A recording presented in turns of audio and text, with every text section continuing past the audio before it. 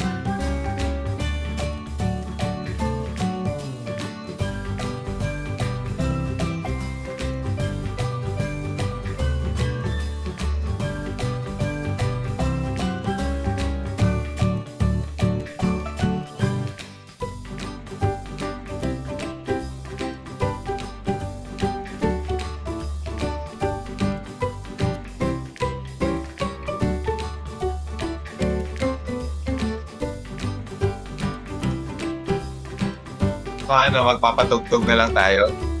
Ha? Good noon, guys! Good noon! Reza Batch 48! And of course, earlier I detected some early joiners from Batch 49 are here as well. Today is gloomy noon time here in Project 8 Quezon City, where we are broadcasting live for today's special pre-week lecture. As you know, this is already your third subject for the day because this is part of a pre-week marathon gawa nga ng Bagyong Christine. At least nagkaroon tayo ng chance na magkaroon pa ng isang session, magkulitan kahit online. So those who are replaying this video asynchronously, oy, aga-agahan nyo yung pag-replay ng iba. Pre-week na po ito. So kung nagkataong napanood mo ito asynchronously as replaying this video, all videos are now available for replay. Not just MS, not just this special pre-week, but also the regular pre-week, as well as all the lecture videos mula week 1 hanggang week 17, the last week of Batch 48 regular classes. Ngayon guys, just to be honest, no? Most reviewers were having problem ano pang i-discuss sa special pre-week lecture. Gayong na-discuss na lahat. Lahat ng summary lecture ginawa na, remember, Kay Tapusan? As well as what? Yung mga final coaching, last-minute reminders, nagawa na po natin last October. Kaya ang suggestion ng marami, why don't we ask them kung ano pa yung mga tanong nila or concern, and then from there, we will have an idea as to what to discuss. Yun na rin lang naman na ginawa nating basis. That's why I was hoping until last night, sana dumami pa yung tanong para dumami rin yung ating lecture. But to be honest sa inyo, last night rin lang nagawa ang pre-week lecture na ito dahil we had the chance to also watch Moana 2.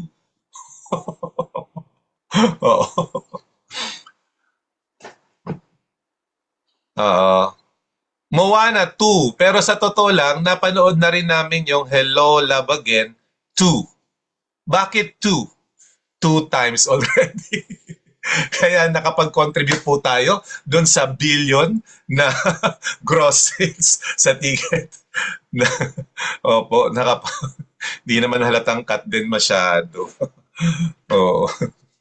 Anyway, that would be our point of preparation. Kaya tinan nyo yung iba, doon na kinuha yung idea kung bakit nagkakaroon tayo ng discussion for today. Anyway, hindi naman nangangahulugan ano lang yung naitanong doon sa ating FB group, yun lamang ang pwede nating i-discuss for today. Remember sa ating announcement that we will devote time for lecture and at the same time for Q&A.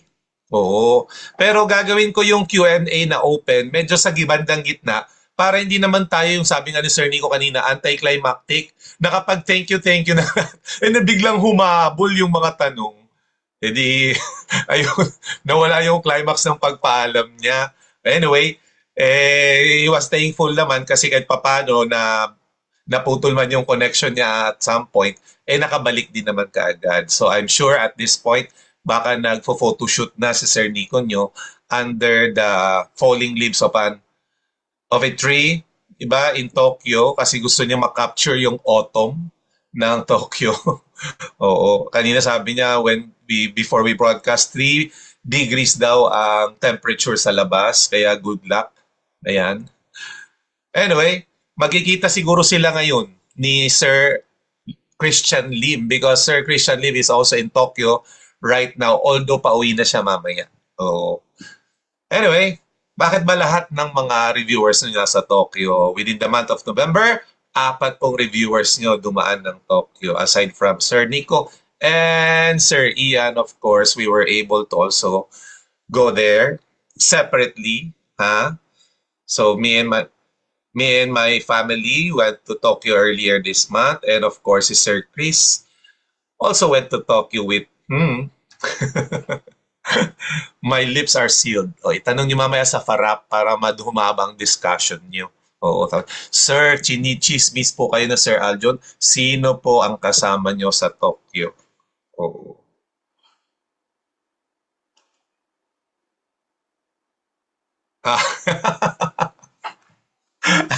Talaga ba? O, ang kanyang initial lang ang kanyang initial ay JT. Sabi niya, Sir, pumunta po ako recently sa Trinoman, nakita ko po sila. No need to reveal, sir. Na-capture ko pa ng photo. May gali, naging paparazzi pa kayo. Pwede naman kayo makipag-hi kay Sir Chris nyo. Oo. Good to hear again also, Kilroy. Queen M, small na thing. Oo. Sabi ni Jericho, si Jasper Tagle. Hala, meron ka alam, Jericho, na di namin alam? Tatanong ko kay Sir Chris to confirm dyan to. Anyway, di ba si Sir Chris na nag-discuss sa inyo ng substantive tests? Di ba? Yung mga RAP, Risk Assessment Procedure, TOC, Test of Controls, and ST, Substantive Test. So, gagawan ko ng positive confirmation mamaya kung totoo man yan, sabi mo, Jericho, na si Sir Justin. Okay, let's start. Maiksi lang naman kako talaga yung ating pre-week. Pero ang akin lang, sa halip na magbasa ng mapakaraming tanong, yung tipong binabasa nyo pa lang yung tanong, hindi pa natin na-absorb, na-synthesize yung tanong, nagdi-discuss na yung reviewer nyo ng sagot, parang nagiging run-on na yung discussion, tuloy-tuloy. I'd rather tackle yung few items ng tanong nyo, kahit ko konti lang, basta klaro. Di ba? And then, maybe we rely now more on quality rather than quantity. Kasi tapos na kayo sa quantity side Tapos na natin yung buong lecture naman. So this one is question number 1. This is through the FB group by Kitalig, Resa Batch 48 of course. And the topic is on relevant costing. Ito ang kanyang katanungan. How to treat the variable selling and admin under make or buy decision? I saw some questions po that BSA. BSA. Yan na po ang bagong kurso according to Mr. Daig. Di ba, class? BSA. BSA. So that would have to be Bachelor of Science in Accountancy. Ang spelling na accountancy, kapareho ng chimpanzee. Anyway, you have VSA, variable selling and administrative expense are not considered when computing cost to make since only manufacturing costs po are considered. Then, what you saw as some questions, tama po. Talagang hindi kino-consider. Kaya nga po, make or buy. Emphasis on the word make. Make is production or manufacturing cost.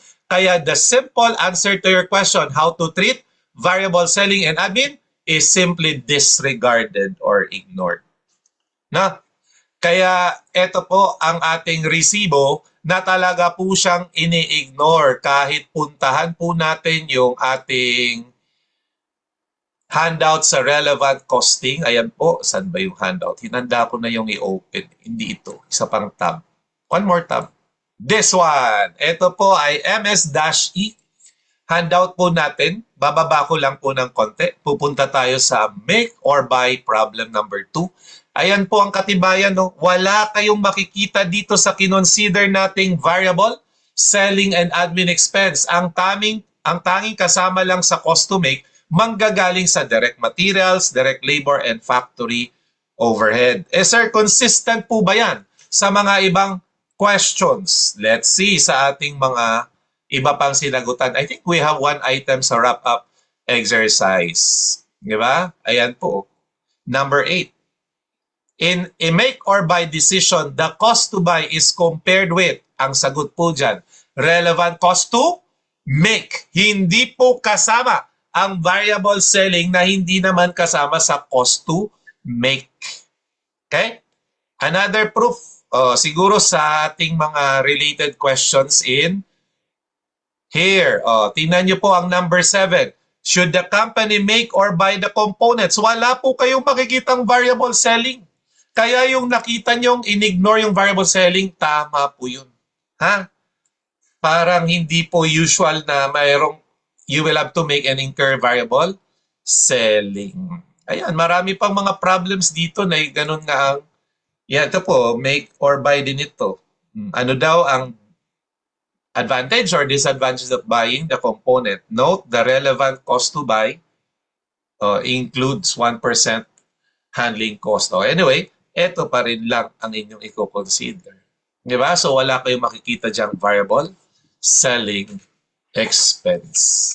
Ganun lang. Ganun lang naman eh. Ang sabi nga, di ba, na natutuwa nga kami ni Sir K because we had a chance to, have some exchanges sa aming PM. Na sir, kung napansin nyo ang kanilang mga katanungan, more on confirmation rather than actual question. Totoo yun. Pinapa-confirm nyo lang kung tama na yung intindi nyo sa mga bagay-bagay because basically, nag-go over nyo na to at nagkaroon na kayo ng comprehensive study. Oo. In fact, you were prepared already. Ang hindi lang napansin ni Sir K, may nag-message actually kanina sa ating chat box na, Sir, bakit ganun kung kailan malapit na parang feeling ko blanco pa rin ako? Alam nyo, ganyan din naman ang feeling ng marami. 'Di ba? Even nung handa na kayo supposed to be, blanco pa rin ang pakiramdam nyo. Binanggit ko na to before. May kausap din ako mga ganyan, batches before you guys, some of whom even landed as top-notchers. Kita nyo? Ibig sabihin, that is a universal feeling. Sige, kinakabahan kayo, okay, relax if you must. Cry if you must. Pray if you must. But after all this, aral pa rin. Handa pa rin. Di ba? Tuloy pa rin. Sige, iiyak nyo yan. Valid yan. Go. Pagkatapos yan, ituloy pa rin pag-aaral. Di ba? Sinabi ko naman sa inyo, di ba, na ang ilan nating mga kasamahan, maaring narinig nyo na December 6 ang board exam. Kaya few days before December 6, December 4 and 5, hindi na ako mag-aaral. Dahil dapat mag-relax ka na doon, hindi ka nakakabahan, mag-condition ka na physically, emotionally, spiritually. Binanggit ko na hindi po pwede po sa akin yun. I could only speak for myself. No? Hindi po pwede sa akin na December 5, a day before the board exam, hindi mag-aaral. Because December 5, a day before the board exam, is my busiest day of study.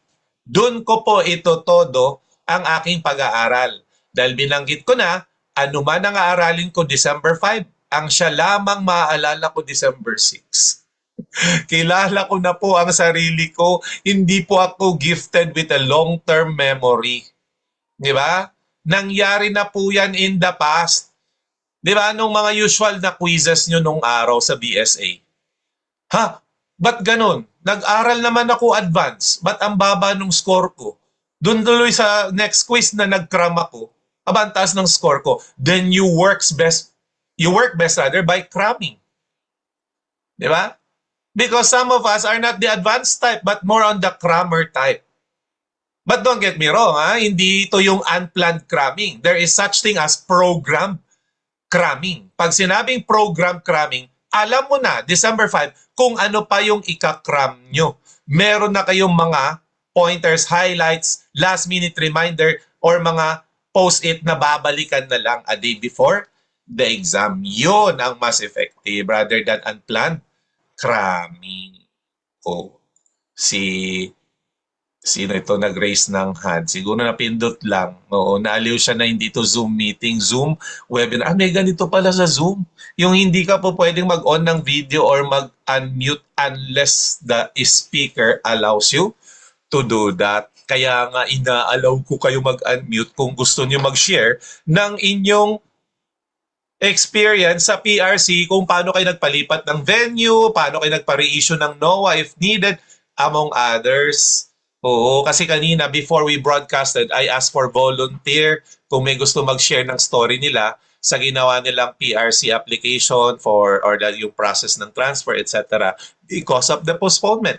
Sa awa ng Diyos, walang nag-volunteer.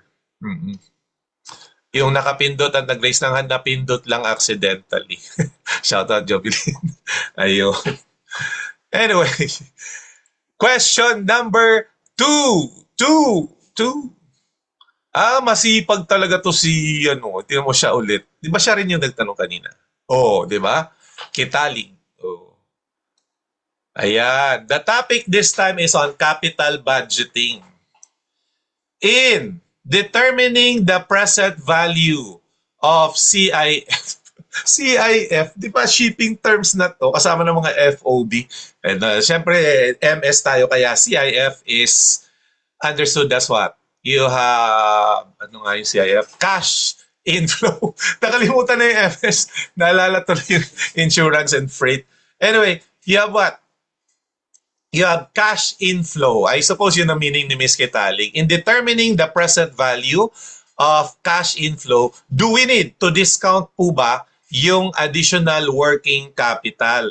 Class, since ang tinatanong niya ay present value ng cash inflow, first, baka magtaka kayo, teka, iba to sa natutunan ko. Ang alam ko, ang additional working capital ay kabilang sa cash outflow.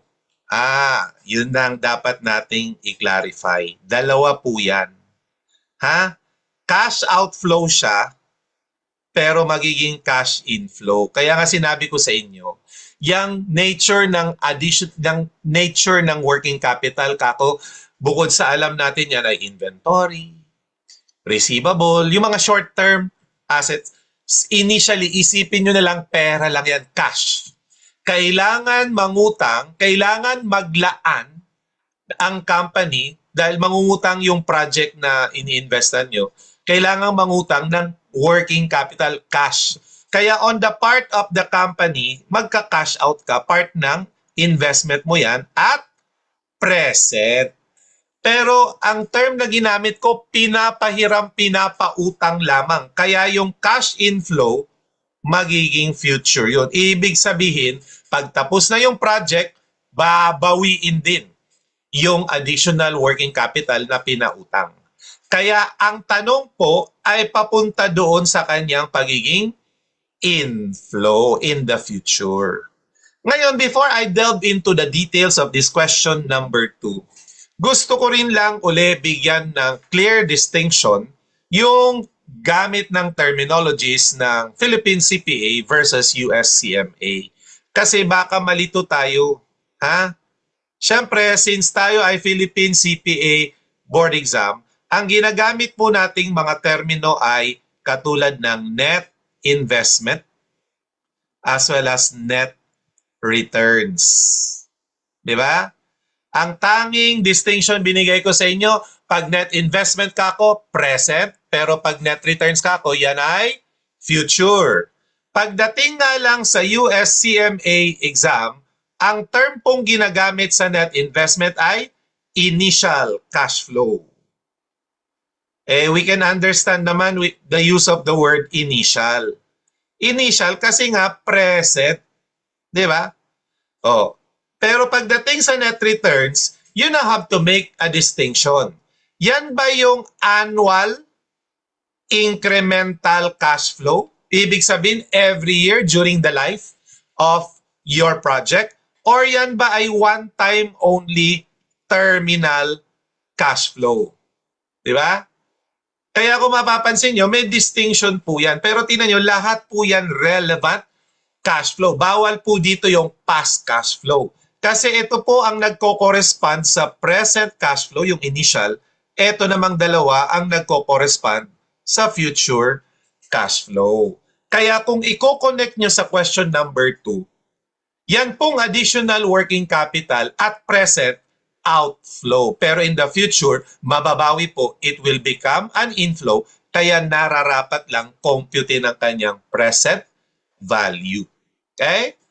I hope this one is clear. Ngayon, to simply answer the question, the answer is yes. You need to. Kasi ang pagbawi po nito, like 5 years yung useful life, ang bawi po nito year 5. Kaya kailangan mo i-discount yung cash flow matatanggap sa year 5 to the present value year 0. Diba? So ngayon, to expound on this, yamang din lang napapansin ko ha, pansinin nyo ang FB group kung anong handout may pinakamaraming tanong, nanalo po ang capital budgeting. Kaya using this very question as our parang gauge, I insisted on giving you a sample CMA problem.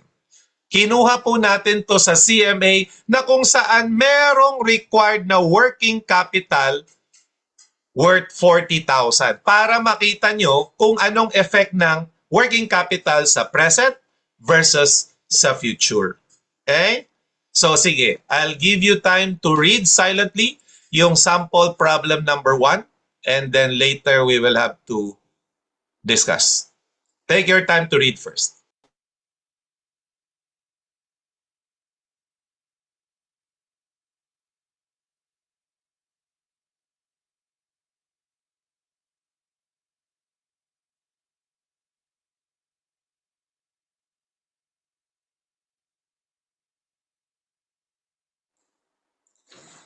Are you done?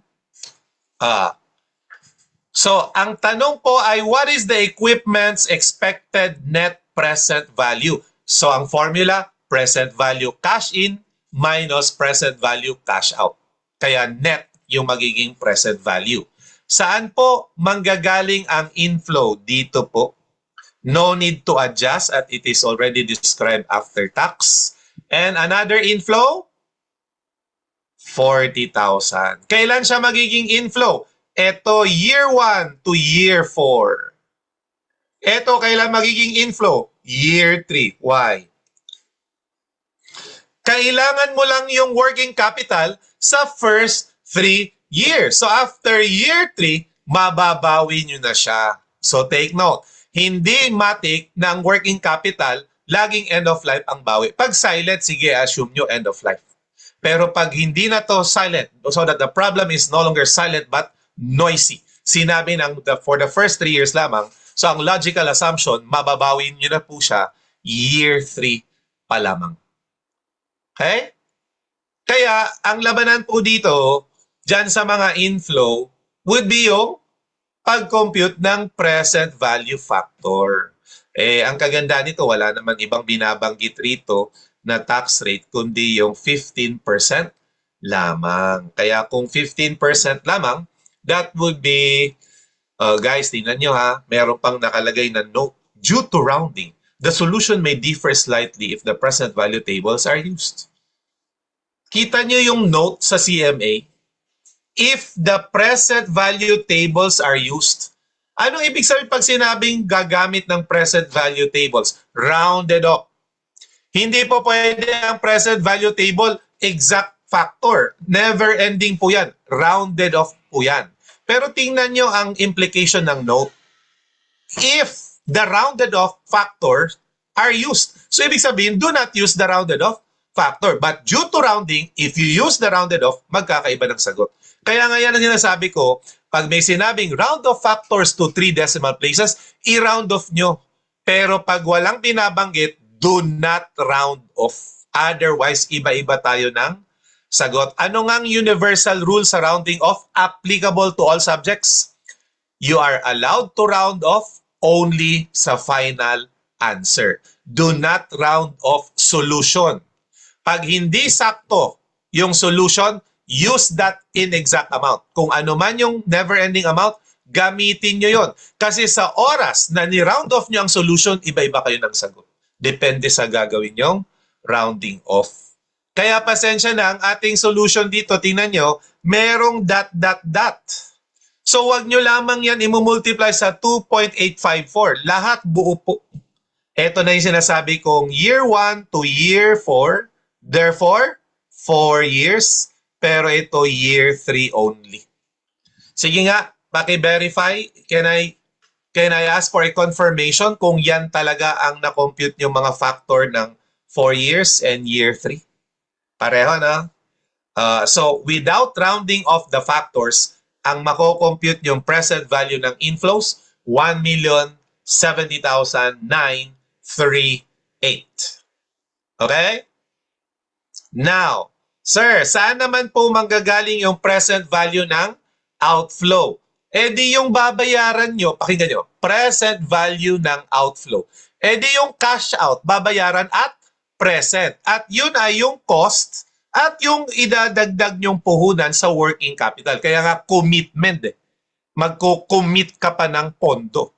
Kaya that would be what? Your outflow. The cost of investment as well as additional working capital. Ito yung sagot sa what is the initial cost of net investment for capital investment purposes. Yan yun, 872. Eh sir, bakit po yung cost ng investment and working capital at ang kanyang present value hindi nagbago ng anyo? Kasi ang factor po pagka present is always 1. Eh formality lang, di ba ang mag-multiply ng 1? Any amount multiplied by 1 is still the same amount. Multiplication identity property. Di ba? Kaya pag dinidak nyo yan, that's why it's letter C the answer.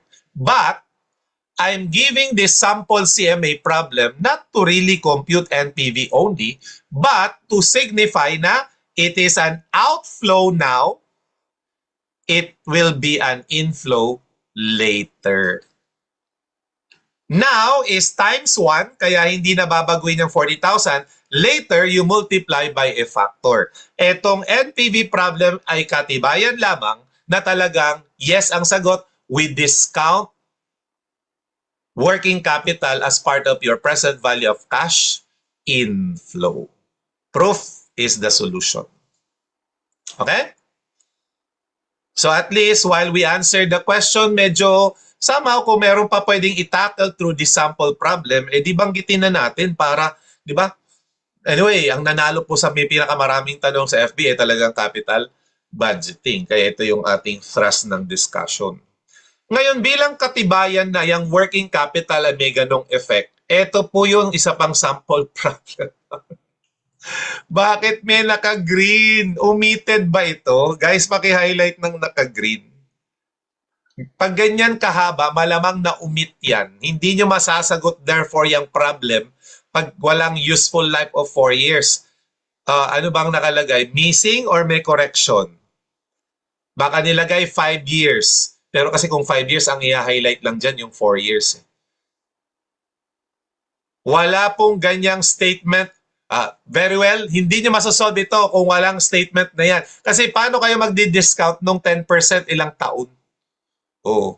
Kaya paki-supply po. Sorry na. Opo, ayan na. The equipment will have an estimated useful life of 4 years with no salvage value. You need to supply that para alam nyo talaga. Anyway, hindi naman mahalaga dito with or without salvage value. Ang mahalaga po dito yung 4 years. Kasi anong tanong? Tingnan nyo ang tanong. Calculate the net present value attributable to the working capital commitment. Kasi di ba yan yung pinaka tanong, kaya working capital yung ating focus. At ang amount ng working capital ay 14,000. Kako, anong effect ng working capital? It is an outflow now, therefore part of your net investment or initial cash flow, but it will be an inflow later. Ngayon, kailan babalik yung later? In a matter of 4 years. Kaya you need to discount 10% for 4 years. And if you do that, ang 10% for 4 years daw, ito po, pakicheck, 0.683 ang first 3 decimal places. Tama ba? Yan po ay 4 years, 10%. So, ang magiging pong present value of inflow is 9,560. Hindi po yan 9,562. Hindi po yan 9.652. I-correct nga natin. Oo. Kinorek ko lang. Parehas lang po yan na. Kinorek lang po natin. Ayan po. Yan po dapat ma-compute. 9,562. Ngayon, ano naman ang effect ng working capital at present? It is an outflow now. Kaya tingnan nyo, present value of outflow, 14,000 times 1. Ayan, pinakita dito yung formality.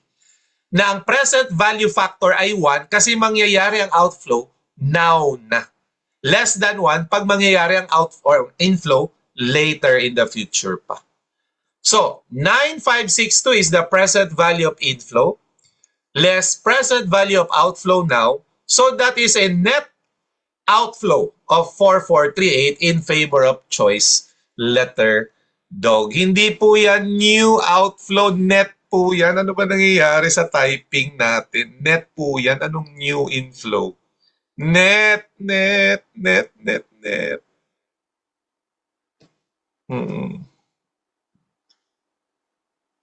Net, net. Ito po. Di mo ba naalala na yung, di ba sabi ko sa inyo, yan yung net? Wala ba kayo naalala na net? Naalala nyo to. Shemenet. Di ba? Di ba may kanta pa nga yan? Ano nga yung kanta natin dyan? Dog, cat, binaliktad.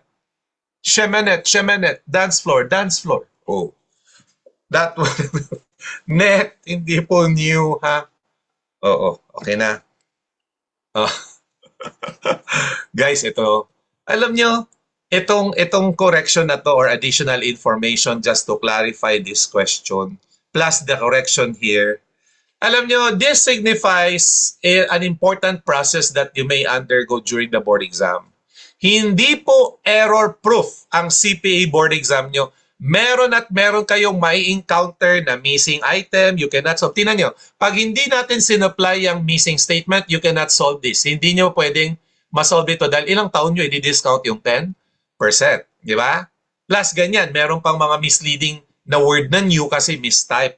So, this brings me back to another good point that I would like to reiterate. Bring me back, kasi naibanggit ko rin ito, pero kung na-miss out nyo yung portion na to, dahil ito yung portion nasa face-to-face pre-week kayo, then bigla kayong na CR, no, pumunta kayo ng washroom. Or kaya you would have what? Nasa online kayo, bigla kayong inutusan ng nanay bumili ng suka sa kanto. Kaya eto po kung na-miss out niyo yun, eto yung ating naging usapan for the December 2025. Wag ganon, wag ganon. Wag ganon. Sino bang naggawa ng slide na to at antok na to ng madaling araw? Oo. Paano ba naman manonood lang ng Moana BGC pa? Gusto yung merong tulugan. Anyway, that would be what? December 2024 si Pale. Eto na po siya. Na-try niyo na rin ba yun? Yung nasa bed habang nanonood. O, di ba? Kasi kung boring yung palabas, diretso ka ng nihilik. Oo. Ba't ba kasi na-invento yung mga ganun, ha? Papakulo ng uptown eh, no? O sa BHS naman, sa Bonifacio High Street, yung nare-recline ng 180. Huwag naman 360. Nare-recline ng 360 eh. Lasog-lasog na katawan mo nun. Oo. Sabi nga ni Nico, nakakaluwag-luwag ka na, lalong luluwag yan pagka talagang 360. Oh. Iba palang context. Hoy, eto, mabalik na tayo dito. You have Resa contact details. Ayan po. Ha? Sir, bakit nyo pinapakontak ko lang Resa? Wala na po. Ayaw na namin bumalik sa Resa. Tapos na po yung mission ng Resa sa amin by December 8 dahil papasa na kami ng board exam. Tama naman. Kaso, sa ngayon pa lang. Kung hanggang sa ngayon, hindi nyo pa nasa-save ang number na to, paki-save na. Ha? Sa inyong mobile phone. Sige na, kahit wag nyo na i-save sa contact, pero at least nasa recent nyo. Yung mag-miss call lang kayo tapos i-drop nyo kaagad para maging part ng history ng inyong calls. Magkaroon lamang kayo ng record. Bakit nyo kailangang i-save? Kasi ibibigay nyo sa mga kaibigan nyo magre-review for the board exam. Marketing pala. Hindi po. Ito na po yung totoo. Isi-save nyo yan kasi tinan nyo naman ang header na kinorek ko pa para sa December 2024 CPA Licensure Examination. O kung kayo naman ay super techie na talagang ang communication ay by what? By email, sige na, i-save nyo na rin. Or kung kayo man na nalulungkot, meron kayong pinagdadaanan at kailangan nyo ng kausap, nandyan po ang RESA hotline. Tawagan nyo lamang po ang landline na yan at hanapin si B. Smiley. Ha? Ang inyong in-house psychologist, psychiatrist, ventriloquist, lahat na po. Oo. Sabihin mo, sige nga po, magpa-consult nga kay Miss Mylene. Miss Mylene, pakipresent ka muna ng credentials mo na ikaw daw in-house psychiatrist, psychologist. Malay nyo, si Miss Mylene, meron din yung degree ng pagiging OB-GYN, o gynecologist, o urologist, lahat na. Di ba? Please save the above RESA contact details. What for? As soon as you read this memo, mga ganyan, kung hanggang sa ngayon, kung pangalawang beses na ito nire-remind sa inyo at nabasa nyo sa pangalawang pagkakataon, ito ng chance nyo. You shall use them to communicate matters pertaining to the actual CPA board exams. For example, test items to be erroneous. Why erroneous? Questions, walang choices. May choices, walang tanong. Ano ba naman yan? Ano ba naman yan? Paano yan? And then test items with 2 or more possible answers from the given choices. Yung pakiwari nyo, dalawa ang pwedeng maging sagot. Ngayon, ito lang ang pakiusap ko patungkol dito.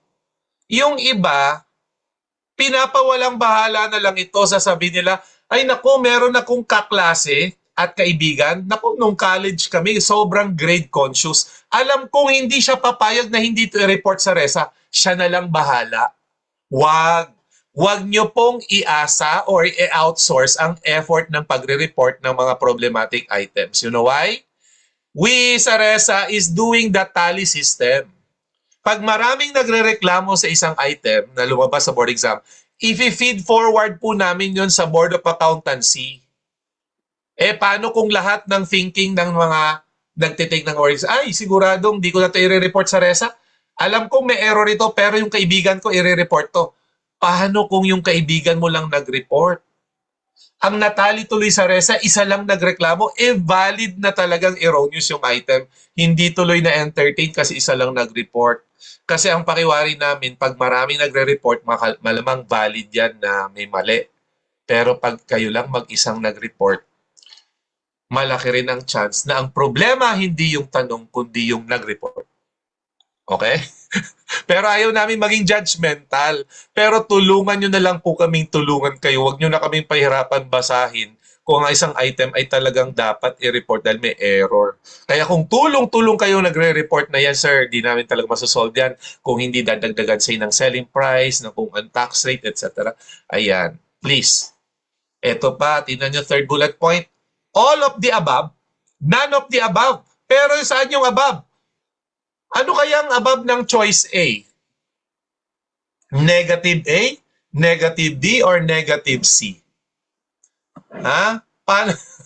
Kaya ang ine-entertain ng BOA, dapat all of the choices, none of the choices, but not yung above, magiging technical.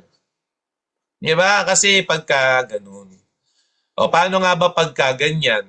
Yung All of the above nasa letter A. Eh di ba may paghahanda na rin tayo dito? Yung, di ba, sabi nga ng Beatles, ano nga yung kanta ng Beatles? Naalala niyo yung kanta ng Beatles dati, yung nag-hit sa Billboard, yung Let It Be?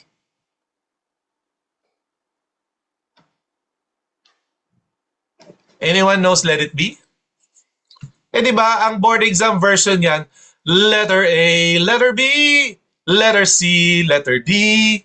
Kung hindi alam ang answer, letter C. Ganon ba yun?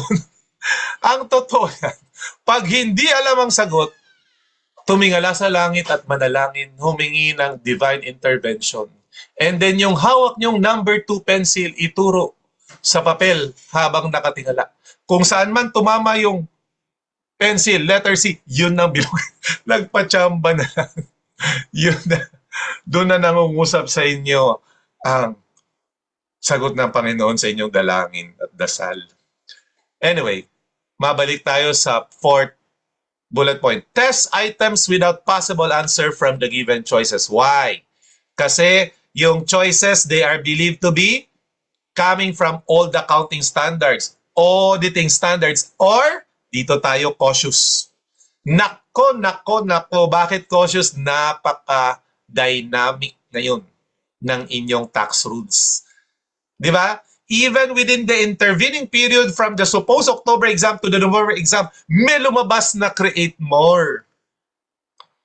Di ba?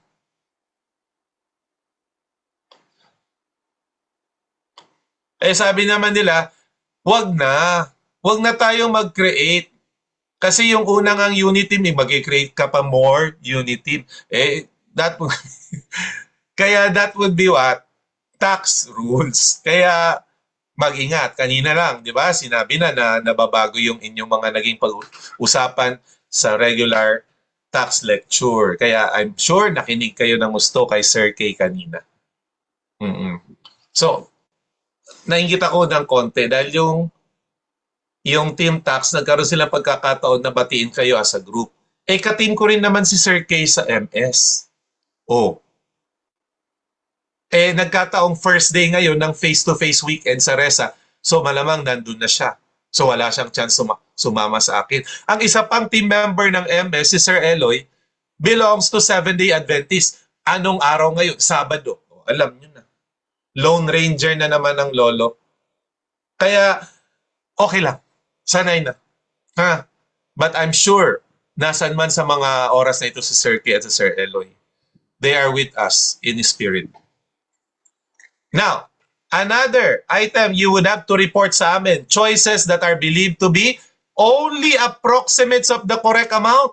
Sir, ang nakukompute ko po, 1,300 234. Ang nakalagay po doon, 1,300, 1,238. Yung mga ganyan, ito ang na-compute. Para sa inyo, yan yung tama. Ito na ang closest sa letter A. While tama na pinili nyo ang closest answer, we still have to bring this into the attention of the Board of Accountancy. Ha? Na hindi sakto yung kanilang binigay na sagot. Kasi there is a chance na iba yung kanilang answer key. So therefore, the official answer is just an approximate of the right answer. So that might prompt them na may something is wrong with the item. So it's for them to evaluate objectively whether or not they will have to render the item as what? Bonus. Di ba? Anyway, ito pa with missing data. Ayan ang sinasabi ko. Tulad kanina, walang life. Okay, walang selling price, walang tax rate. Basta may missing information na hindi nyo tuloy masagot. So that without possible answer, without that missing data. So how do you now report it to us? Kung ako, pinakamabilis talaga, Messenger.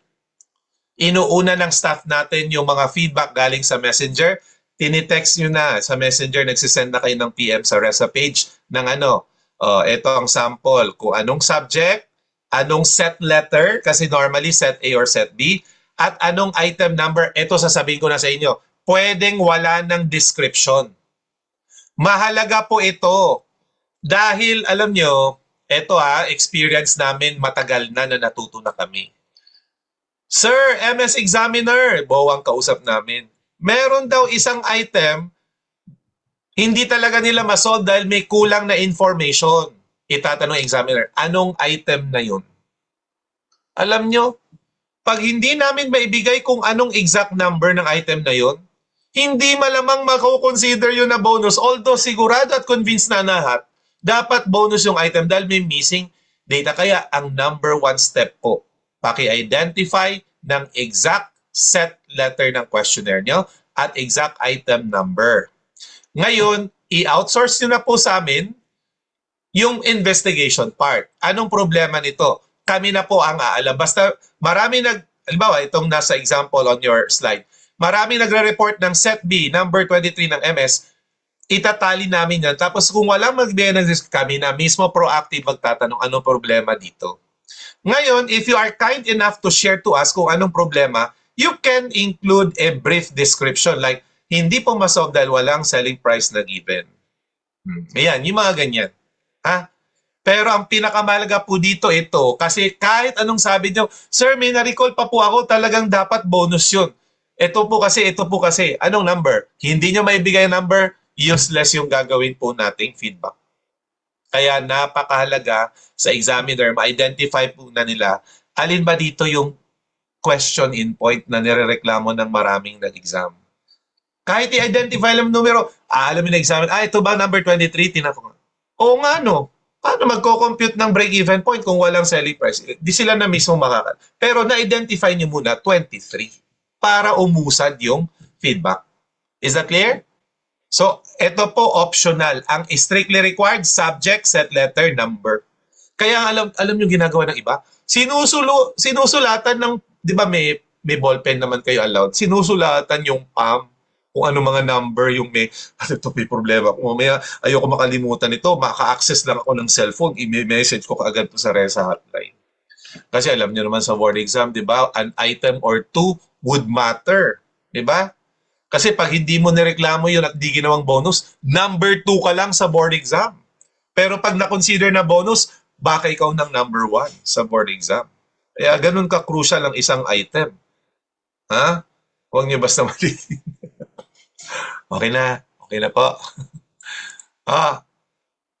Yan po ang sa ngayon dapat niyong isave sa inyong mobile phone. Teka ulit.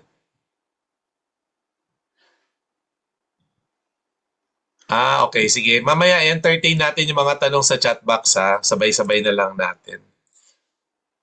Ito lang. Patapusin ko lang yung first page kasi ito yung last question sa page 1. Then after this naman, two questions na lang. Kaya easy lang tayo. Marami tayong time for those open-ended questions. Ha?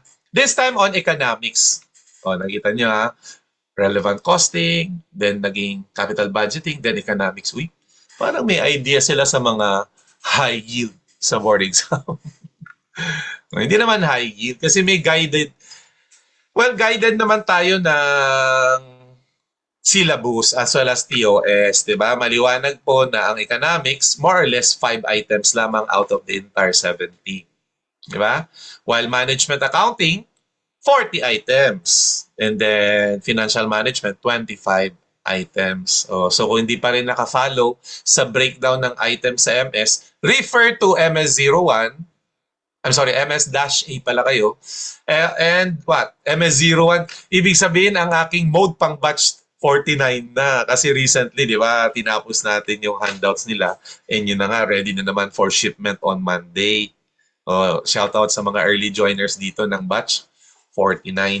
Anyway, ito po ang tanong ni Malaga ng RESA Batch 48. Sa FB group din ito. Actually, it's not more of kanong but more on confirmation lang. Kaya itong natutuwa kami, ang nature ng tanong nyo, hindi yung what? Hindi na yung talagang nag-i-inquire for the first time, kundi more on confirmation, validation na lang ng understanding nyo. Sabi niya rito, appreciation and depreciation of foreign currencies. I would like to ask po if my understanding is correct regarding this topic. Please refer to the photo attached. Thank you po. So, di ba may pag-flex si Malaga? Ang dami eh, pati sa RFBT meron siyang ganito, pati yata sa tax, ano no. More on RFBT and MS nakita ko. Yung mga ganitong pictures. Oh. Eh, ang initial comment ko, wala namang problema. This one is actually sound and correct. O, yan na yung simple answer. Correct po bang understanding? The answer is indeed yes. However, ganito na lang. Para simple ang usapan, wag na tayong lumayo. $1. Alam nyo na nagsimula ako sa foreign exchange. Parang ang $1 nung may nakagisnan ako sa aking kamalayan ay 2 pesos pa lang. Joke! Mga 1950s pa to. My God! 1950s pa to. Oh. Ngayon, fast forward 2024. Ganito na lang, makikita nyo sa broadsheets or sa mga digital media na ang $1 is now equivalent to say 60 PHP. Sir, bakit ni-round off nyo yung 58 pesos? Ganyan ang mga airline rate. Alam niyo itong mga kausap nating travel agent, isa sa mga potential source ng income pala nila, yung exchange rate. Kahit ng prevailing rate, alba, 58, 57 lang, inira-round off nila. Yan daw ang airline exchange rate. Kaya yung mga tour package nila, imumultiply nila ng 60 pesos, yun ang babayaran nila. See? Nakita nyo na? Kasi yung iba, pag nakita, uy, dumami ang numero ng Philippine peso, so lumalakas ang Philippine peso. Hindi po. Kung ang burger ay worth $1 sa US, babayaran mo nung araw ng 2 piso lang. Ngayon, kung gusto nyong kumain ng burger ngayon na worth $1, magbabayad ka na ng 60 pesos. Kaya hindi po porke lumaki ang numero ng PHP, lumakas ang piso. Humihina po ang piso. Ha? So here, peso is stronger. Here, peso is weaker. Ayan, mas malaki yung check mark. Para ito yung strong, ito yung weak. Kaya 'di ba, kung meron kang iaangkat galing sa US at nagkaroon ng devaluation, naging 60 pesos ng isang USD, talong-talo ang importer. Kasi sobrang dami ng piso kailangan mo just to buy a burger. 'Di ba? Kung iaangkat nyo man yan. Pero pag nadidevalue ang peso, sinong tuwag-tuwa? Exporter. Dahil di ba, binibenta nila sa halagang $1. Pag kinonvert sa ngayon, 60 pesos. Kagad ang quantity, dati 2 pesos. Kaya ang mga exporters ang nananalo pag nadidevalue ang local currency nyo. Ang importers ang talo. Diyan ko ina-analyze ang international economics, ika nga. Now, based on this simple explanation na mas practical, ginawan mo ng ganyang parang chart or table, I really don't mind. Pero as for me, hindi makakatulong sa akin yung mega ng chart lalo. Kasi that would even add to memorization of already overloaded mental warehouse that you have in your mind. Oo, kasi ang dami nyo, di ba, information overload. Oo. Pag ganyan is mas lalong madadagdagan ng i-memorize. Kaya I'd rather do it based on a practical scenario like what I have explained to you. Ganun na lang. Basta pag nadadagdagan ang pesos to buy, talo ka. Pag nadadagdagan ng piso to sell, that's good. Di ba? Mas marami kang pisong matatanggap. Export.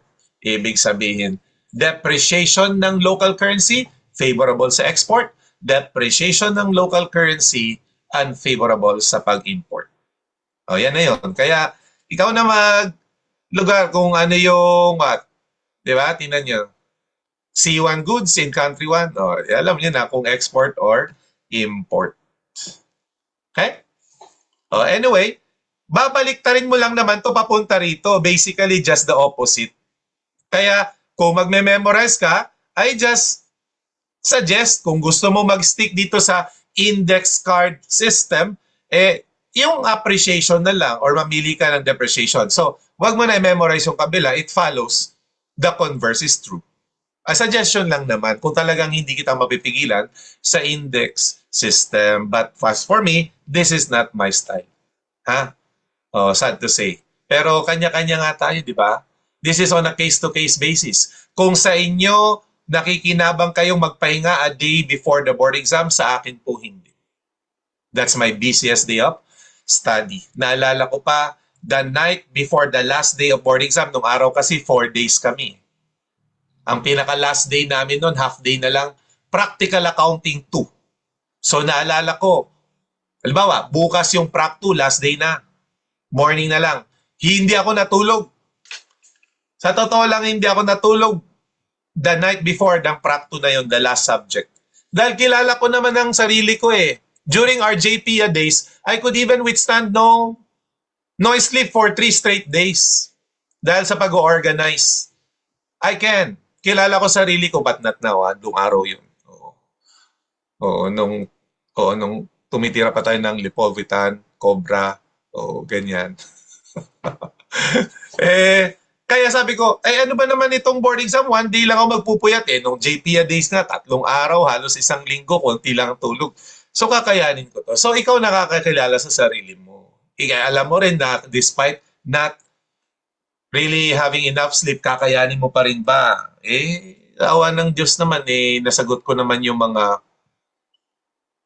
questions sa practical accounting 2. Nga lang, sa pagsasagot ko ng question sa practical accounting 2, halimbawa, number 1 pa lang naalala ko number 1 nun, construction accounting kagad, tinatanong kung what is the updated balance ng construction in progress account at year end. Yun ang tanong. Ang naaalala ko, quotes. Kasi ang reviewer ko sa practical accounting 2 ay siya, Klaz. Kung kayo ay punong-puno ng quotes sa AFAR handouts, mas matindi nung araw. Siguro, 3 problems lang, wala pang half page yung practical accounting 2 handouts namin. The other half, puro quotes. Oo, kaya naririnig ko pa siya, Klaz, habang nag-exam ako ng practical accounting 2. Well, that was my experience. Oo.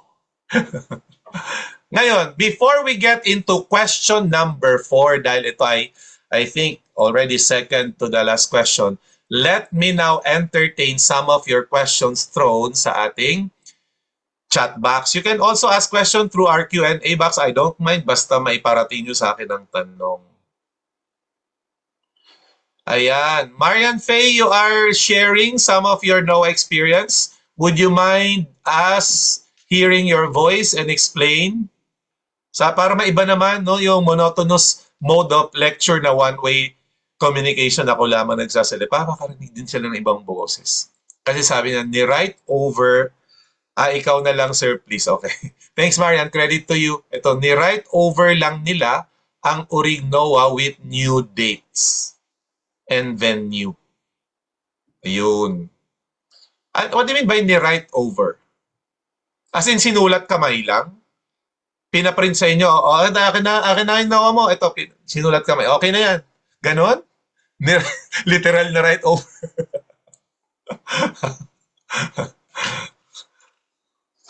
Seryoso ba? May nagta-thumbs up. Halakata, red ink.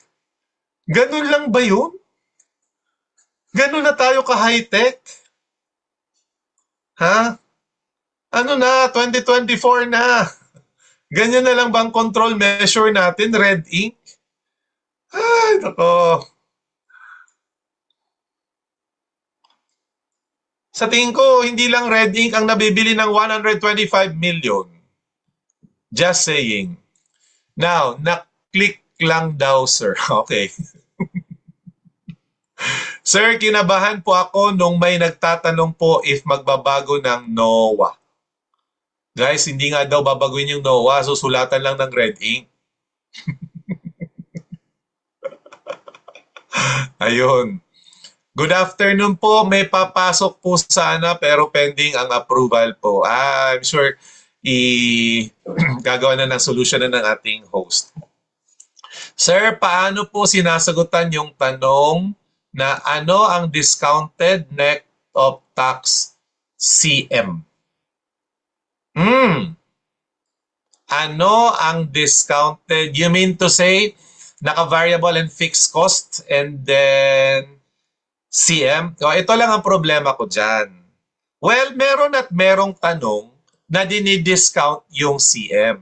Ang aking problema dyan, tandaan mo to, sino nagtatanong, Layla, tandaan nyo to guys.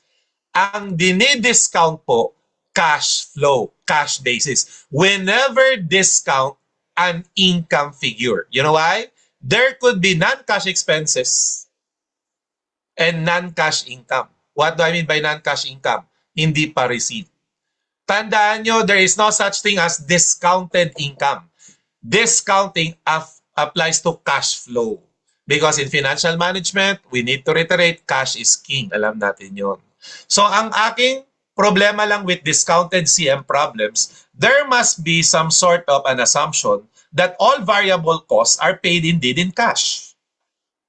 Because that will make it flawed pag merong non-cash kasama sa variable cost at i-deduct to compute CM. Yun lang ang problema ko dyan. Ha? Pero pwede naman. You just treat as if the CM is a net cash inflow. Lamang po yung sales inflow kaysa sa variable cost outflow. Then you can regard this CM as if net cash flow. Pwede naman. Okay? Sir, confirm ko lang po, ang working capital po is laging kasama both sa inflow and outflow. Depende sa tanong. Pag ang tanong ay initial cash flow or net investment, outflow lamang siya, so part ng cost. You ignore the inflow because the inflow will happen later in the future pa. But if the question is net present value, kaya nga net, you need to compare present value in versus present value out. So, naturalmente, pati yung inflow pagbabalik ng working capital, isasama po. So, ang sagot ko dyan sa tanong mo, lagi, no. Depende po sa tanong. Okay? Sir, ilalagay po ba yung address ng RESA, sir? Hala, Queen, di ko alam ano binanggit natin na magiging ganito ang tanong. Ilalagay po ba yung address ng RESA? I'm trying to recall na saan to. I cannot get the context. Sorry, Queen, baka kumaatak yung Alzheimer's ko ngayon. Paki-recall nga sa akin kung ano yung tinutukoy mo sa tanong na yan. Sir, yung recording ba ilalagay sa G Drive? Negative. Recording will be through Zoom only. Although we can request, Sir Chris, sige, pwede naman. Pero ang pinaka-safe po, Zoom. Refer to your FB for the link. That's the safest one. Kaya siguro mamaya lamang meron na tayong mga Zoom link kaagad dyan sa FB group. Sa FB na lang para common sa mga pure face-to-face na binigyan natin lately ng online access, ay magkaroon din sila ng access kasi they are not part of the G Drive. Sir, ask ko lang, ma-post ba yung RFBT at yung tax po kanina? Yes, antay lang po natin si Sir Chris to do the hosting. Maya-maya po, I'm sure may po-post na po yan. Magpo-provide po ba sila ng scratch paper? When you mean by sila, is it the PRC? Yes, the ratio is 2:1. For every 2 pages of questionnaire, there must be 1 blank sheet at the, after the last page of the questionnaire. Kaya kung 10 pages po yung question, malamang may 5 blank sheets after page 10 as your scratch. Okay? The rule is 2:1. That's their, guiding procedure na pag for every 2 questions, there must be 1 piece of scratch paper. 1 page. Pag cash padala from abroad po ba, sir? Are we importing or exporting the USD cash padala from abroad? Guys, ano yung cash padala from abroad? Ito ba yung sa mga Western Union, Palawan, ganyan? Sa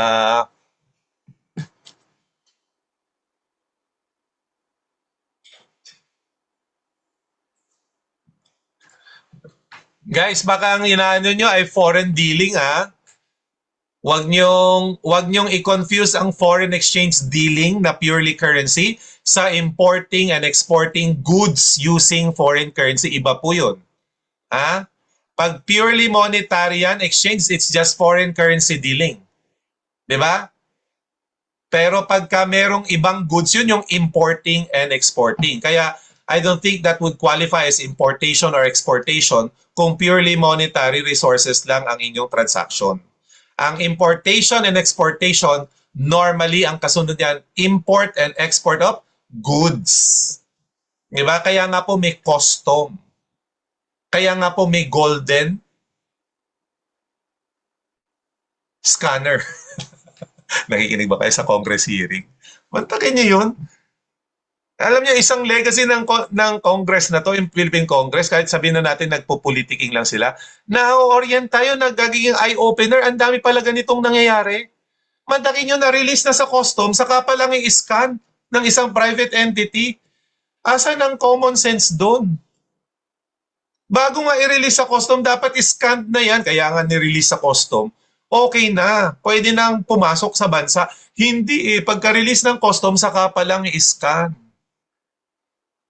Di ba? Saan ang common sense doon? Anyway, sir, kapag sinabi po ba may compensating balance pero sabi ng problem but normally does not have cash balance with the bank, ibabawas pa din po ba siya sa cash in? Parang may nakita po kasi akong problem na binawas pa din sa cash in. Teka. May compensating balance. Pero sabi ng problem, normally does not have cash balance with a bank. Di ko gets ang tanong. Ang nakikita kong tinutumbok siguro ni Daniel. Daniel, I'm not sure if you have misread the question is this. Ang sinasabi, compensating balance normally does not earn interest or does earn interest. Yung normal na interest na bank deposit, yun ang madalas. Pero the mere fact na maglo-loan ka, may required kang compensating balance, you need to deduct still kahit wala kang cash balance. Ibig sabihin, mag-deposit ka pa hanggang ma-meet mo yung requirement. Halimbawa, ganito na lang ha, kung tama man yung intindi ko sa tanong mo. Halimbawa, ang cash balance mo na lang, cash in bank mo na lang 10,000. Mag-uutang ka ng 1 million. Sabi ng bangko, uy, bago ka namin pautahin 1 million, dapat ang compensating balance mo 50,000. 10,000 lang ang cash in bank mo. So therefore, you need to still deposit 40,000 more para masatisfy mo yung minimum na 50,000 compensating balance. So yung dinagdag mong 40,000, yun ang i-deduct mo na lang sa proceeds. Hindi nakasama yung existing na 10,000 kasi with or without the loan, it's there, irrelevant. Ang isasama mo lang, incremental. Di ba? Yung concept ng relevant costing. Kaya I hope I answered your question. Baka po pwedeng pabalik saglit doon sa Philippine CPA US CMA Comparison Annotation Question 2. Hindi ko lang po nahabol pag no-note ko. Alan Nicole, nasa ating FB group. If you would have to, sige, alam nyo, let me just share that FB group. Is it still active? Kanina naka-active siya. Sige, i-ano ko na sa inyo. We have plenty of time anyway for today's session. So, I might as well share it to you. Share ko lang sa inyo. Pasintabi po. Kasi ini-exit sa sharing, lumalaki ang mukha ng mga reviewers. Kaya kanina, na-offend ang Lolo Kenneth nyo. Kala naman niya na-offend ka agad, hindi ba pwedeng sinabi lang na mas maliit yung screen share kesa sa kanyang mukha. Ito po yun. Sige, i-share ko lang SKL. Ito po.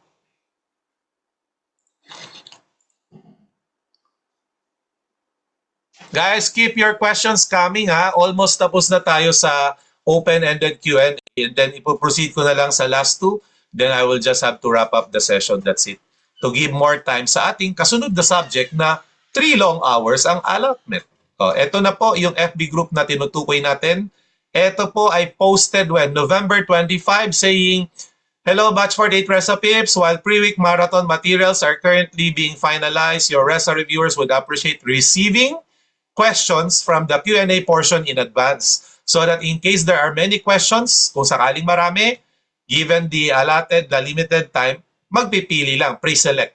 Ayun yung usapan. Kaso nga, konti ng tanong, kaya baliktad. Minarapat tuloy ng reviewer na magdagdag pa bukod sa mga katanungan nyo. Okay?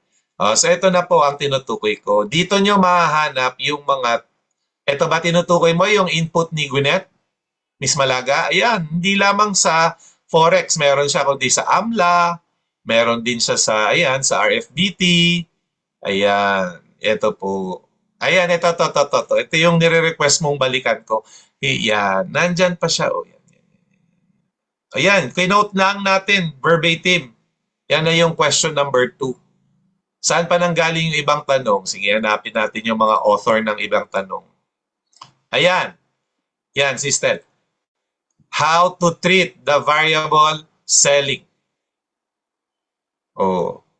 Yan na yun. Yung sinagot natin question number, siya rin pala question number 2 kanina. Ayan po. In determining present value of CIF. Ayan. Stel, kumusta ka na? Madalas pa ba kayo nagkikita ni Pablo, Stel? Ibang Stel pala yun. Ibang Stel yun. Oo. Okay.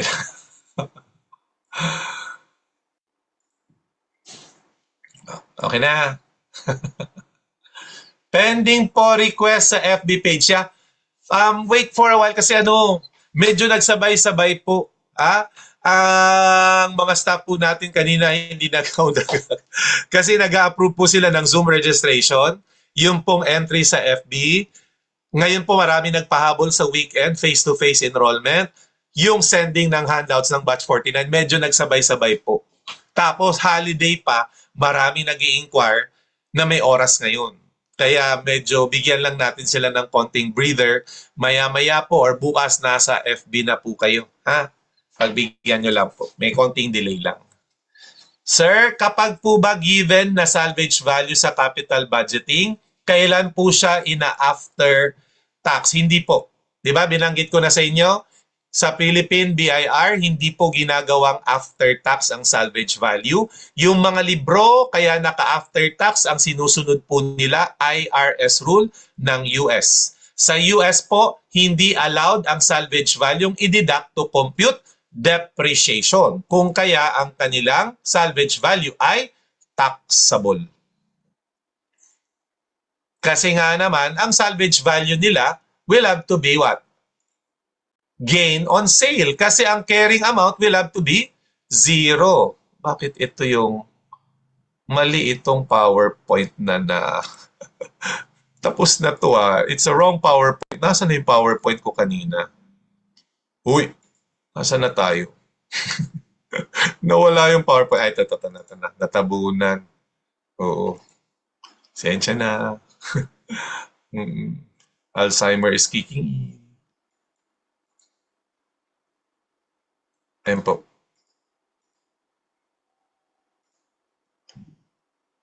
I-close ko na nga yung mga di kailangan. Ayan.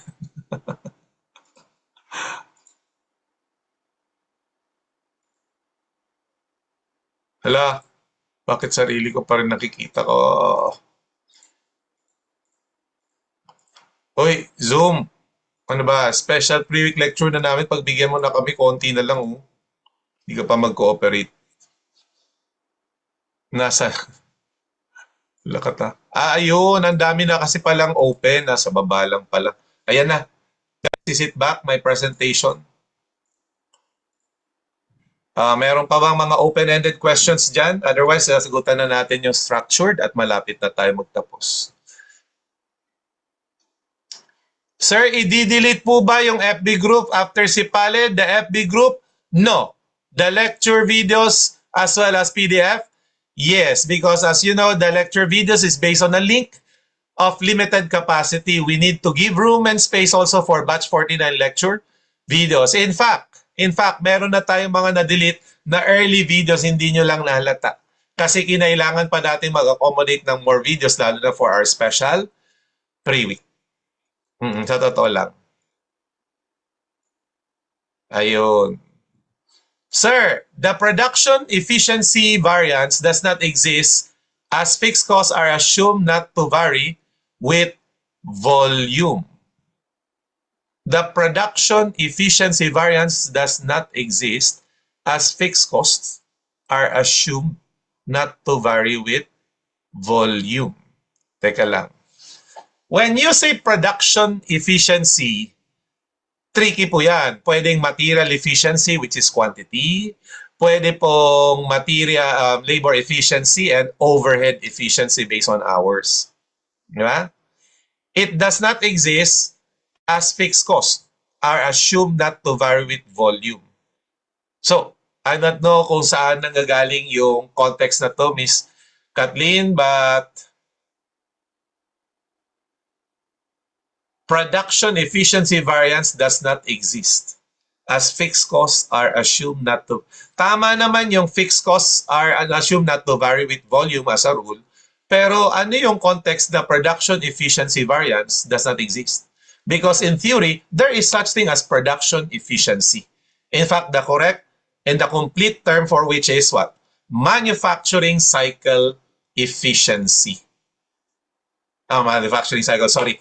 Manufacturing cost efficiency variance. Meaning to say, pagka production efficiency nga or manufacturing cost efficiency, normally yung prime cost efficiency, material quantity and labor efficiency, or even overhead efficiency. Kaya there is such thing as production efficiency variance. Kaya I need to know the context kasi bakit pinagsama yung efficiency doon sa fixed cost. Okay? Ngayon, if we are talking about overhead, be careful. There are two versions of overhead efficiency variance analysis. Ang ginagamit po natin sa syllabus is what we call SEVOL. Spending, efficiency, volume. Meron din pong BUSI. Ano yung BUSI? Budget variance, capacity variance, and that is idle capacity variance. So pag idle capacity, ayun, meron po yung actual hours. Kaya hindi po natin ginagamit yung BUSI version. Doon po tayo sa SEVOL.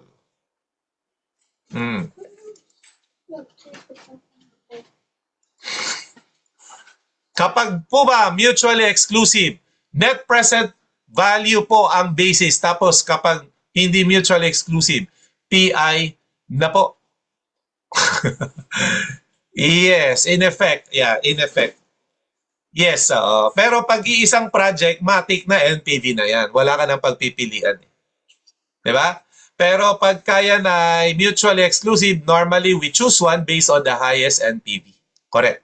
Pero pag independent po, which is not mutually exclusive, by the way, independent projects are assumed pag silent, so index po tayo pag ranking. Hopefully hindi ka na maguluhan.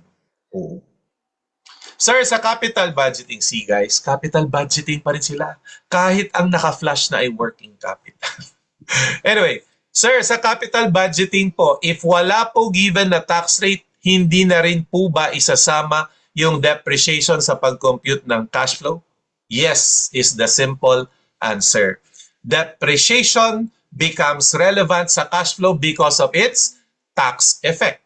Kaya pag walang given na tax rate or nakalagay ignore tax rate, then depreciation is irrelevant insofar as cash flow is concerned. Sir, nakita po kasi akong question na yung unfavorable variances are kino-close sa cost of goods sold to arrive sa variable and absorption costing. Always po ba to? Generally, yes. Yes. Pag unfavorable or favorable even, kino-close sa cost of goods sold. Diba? Laging kino-close sa cost of goods sold. Ang tanong na lang, meron din bang i-allocate sa inventory account? Diyan napapasok yung materiality issue. Sir, regarding sa short-term credit financing about receivable factoring, kailan po isa-subtract yung stated interest sa net proceeds in order to get the EAR? Kasi there are problems po na silent and minsan po, they subtract it and there are problems na hindi rin po normally sinusubtract. Kasi pagka yan ay receivable financing, normally discounted interest yan. So, magkakatalunan na lang pag sinabing non-discounted yung interest but that is seldom for receivable financing like factoring.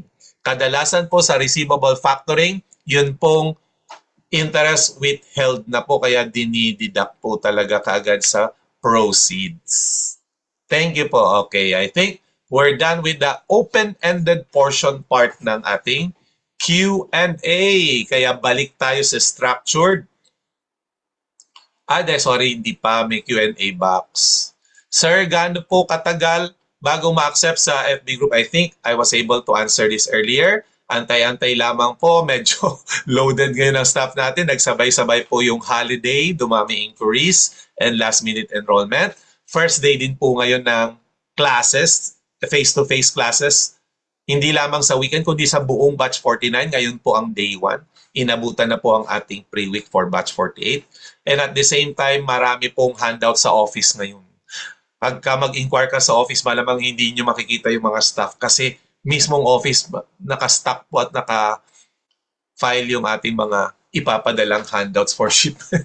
Mukha pong warehouse ngayon sa rest office in short. Oo. Parang printing press. Oo. Sir, need po ba namin pumunta sa PRC para po malagyan ng bagong date yung NOAA?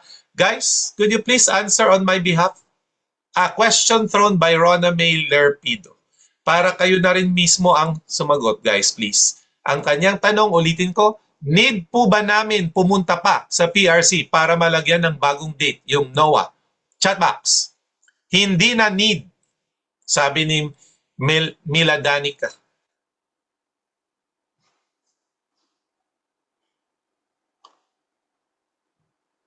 Sir, kapag po ba merong forex sa MS, sasabihin pa rin po namin sa RESA.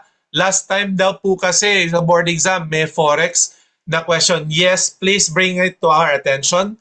Kasi may mga forex po na advisory in nature, may mga forex na AFAR in nature. Pag advisory po, pwede. Like nag-aalala ka, magdi-devalue yung peso, kukuha ka ng forward contract, valid po yun. Kasi that's more of like recommending to the management their magiging action. But if it's already like journal entry, ay di po pwede po. Journalization is no longer part of MS. That's accounting and reporting. Pang-AFAR na po yun. Ha? Ang sabi ni Maladenica, hindi na po need. Pwede daw gamitin yung old NOAA. I hope nasagot yung concern mo, Miss Rona. Next. Mapopost po ba yung RFBT and tax po kanina? Yes, give it time also please for the processing ng ating video. Kailan po magpo-post ang PRC ng room assignment sa Manila? Soon. Normally 3 to 5 days before the board exam. So kung 3 to 5 days, earliest is tomorrow. Diba? Latest will have to be December 3. Okay? So watch out. Baka mamaya lang meron na. Okay, let's watch out. Sir, tama po bang understanding ko sa loan credit regarding compensating balance to get the net proceeds? If the problem is silent, i-assume po ba namin na non-discounted, correct? Non-discounted and even non-compounded. Ha? Ayoko na mag-expound on the non-compounded kasi hindi na siya necessary for board exam. Pero ibang usapan na naman pagka compounded yung interest. Instead of multiplier, magiging exponent po siya dahil nga compounded. Yamang din lang ang huling tanong na in-address ko ay may kinalaman sa short-term credit financing. Good questions. At magandang tinanong rin ito para ayan, pumasok sa eksena yung working capital management. At alam nyo, in recent exams, high yield po ang mga tanong na effective annual rate, annual percentage rate.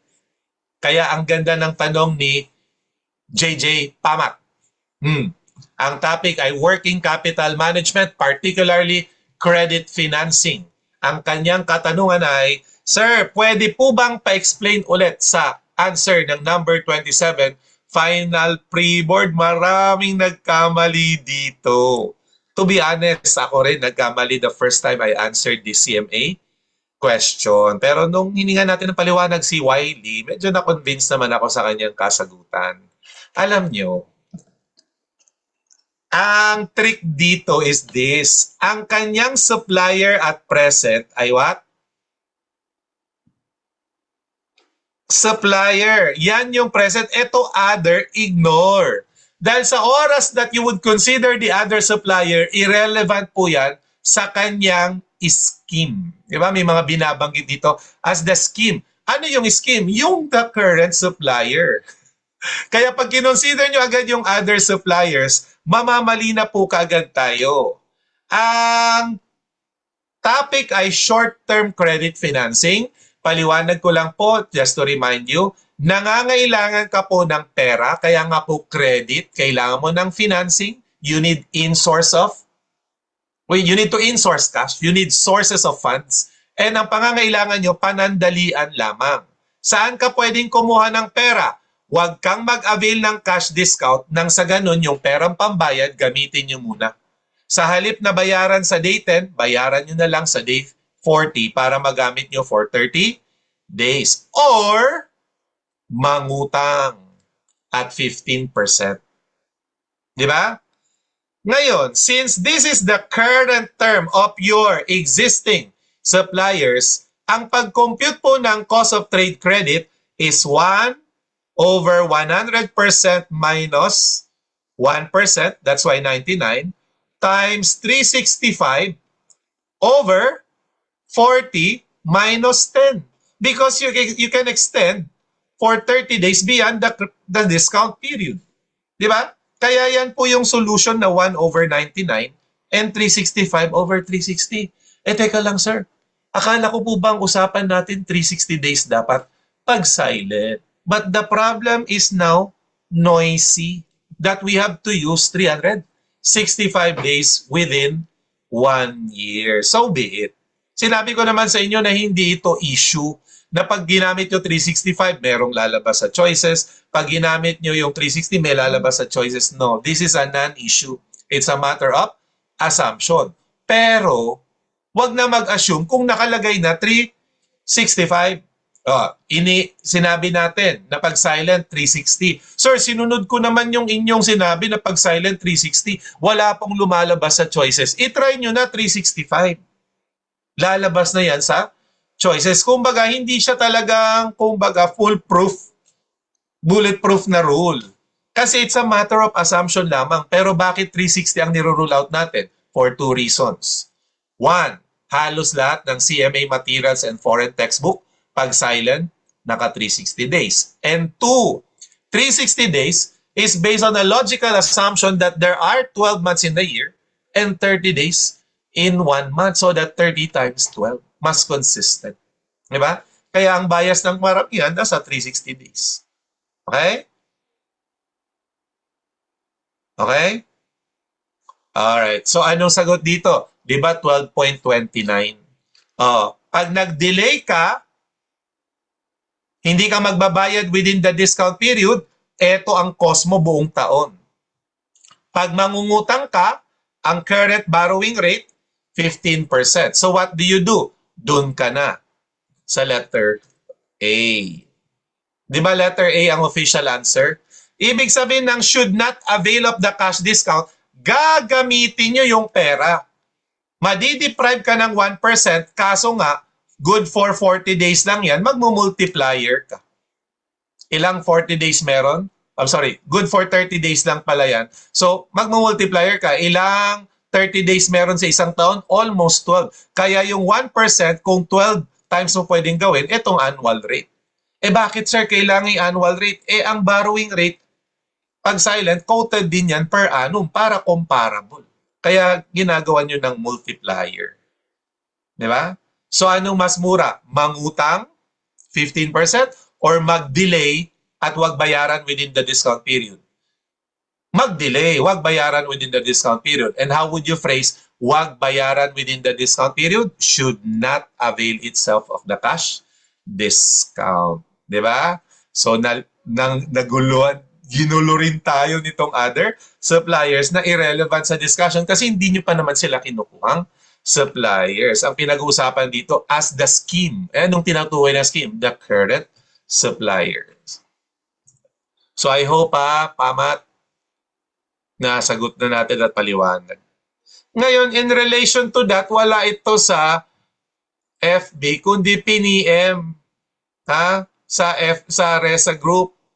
So ito ang kanyang katanungan, si R. Garcia, also from batch 48. Working capital pa rin at minarapat ko ng i-connect para sa short-term credit financing. Ang kanyang katanungan ay, ano po ang tamang treatment ng commitment fee sa computation ng APR? O guys, ano nga meaning ng APR?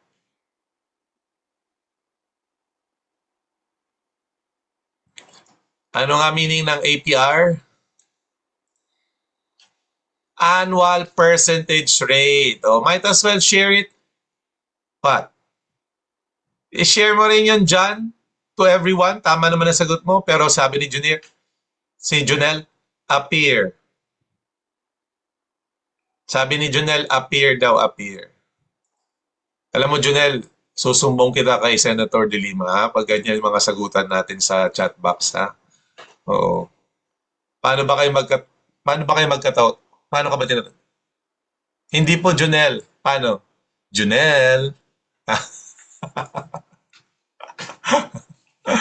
Sir, ang bully nyo. Special pre-week na nga lang eh. Last na.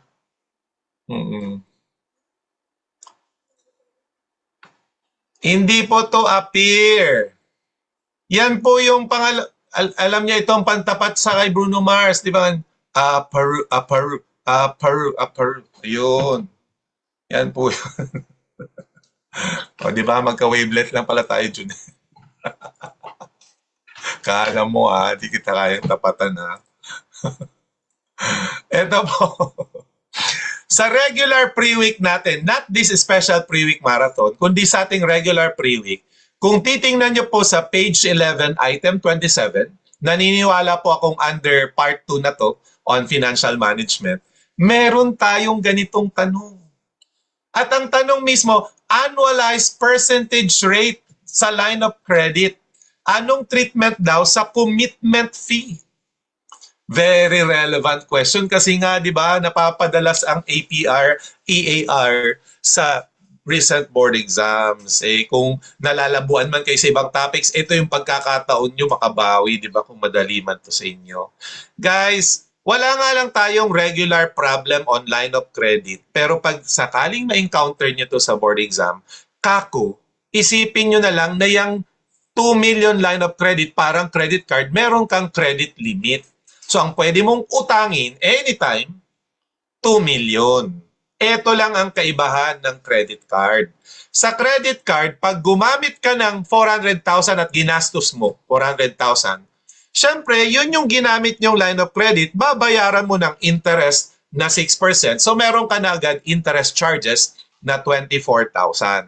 Kung credit card ito, yan lang na 24,000 ang babayaran yung financing charges sakaling hindi nyo bayaran sa due date yung 400,000 na ginamit.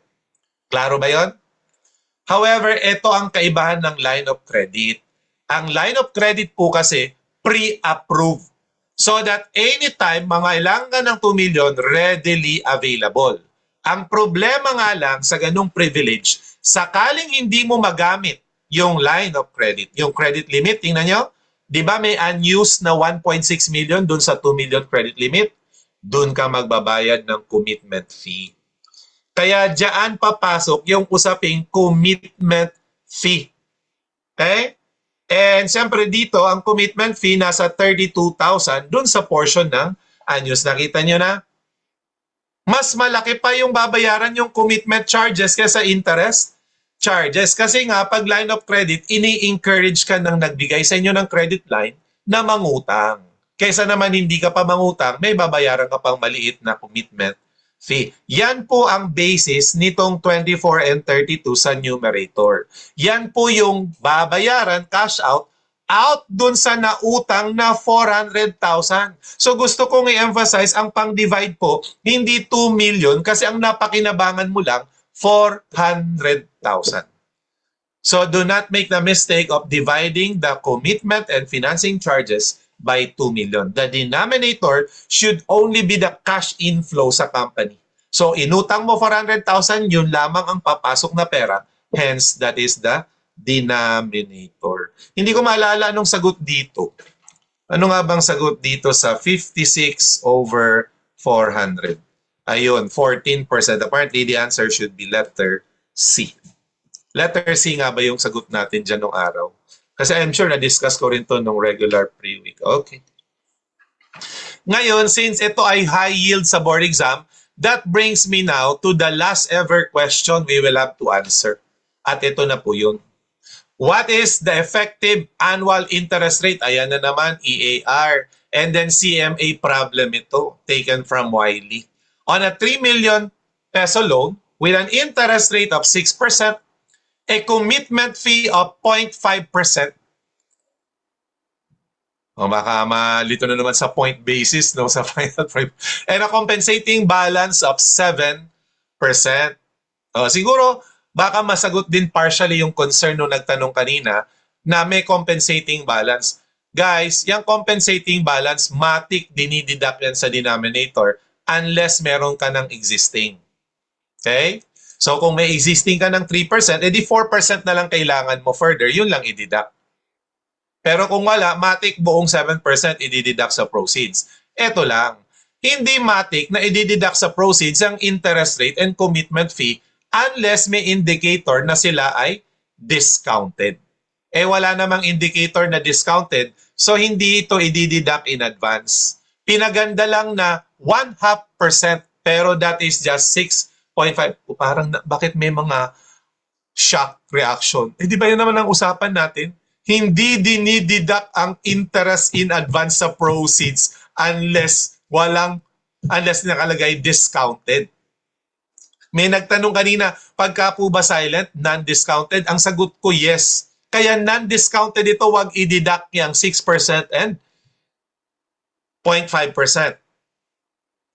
Wag i-deduct sa denominator, pero syempre sa numerator kasama. Pero wag niyong babawasan yung 100% proceeds ng 6.5%. Ang tanging i-deduct nyo lamang ay compensating balance. Pag sinabing discounted, sige, isama nyo sa deduction yung 6.5%.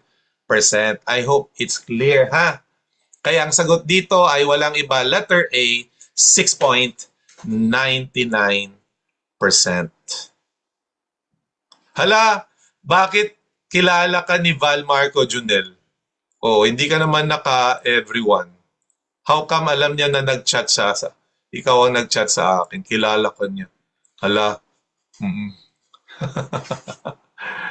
May other term po ba ang commitment fee? Well, that's the term being coined especially for line of credit normally. Have I come across so far? Parang wala kong... Maybe there could be another term, pero dapat clearly associate ng problem na yun yung fee babayaran nyo for the unused portion ng line of credit. But normally, commitment fee, whatever you may call it, is lower than the interest rate. Kapag nag-earn po ba ng interest yung compensating balance, tama po bang binabawas sa numerator? Tama, pambawi sa interest expense, yung interest income from the compensating balance. Pero yung incremental portion lang ng compensating balance. Iba. Magkaiba ng, sorry Van, ibang Junel ang tinutukoy mo pala. Oo. Junel M ang kausap natin, ang tinutukoy mo Junel T. Oo, iba po yan, ha?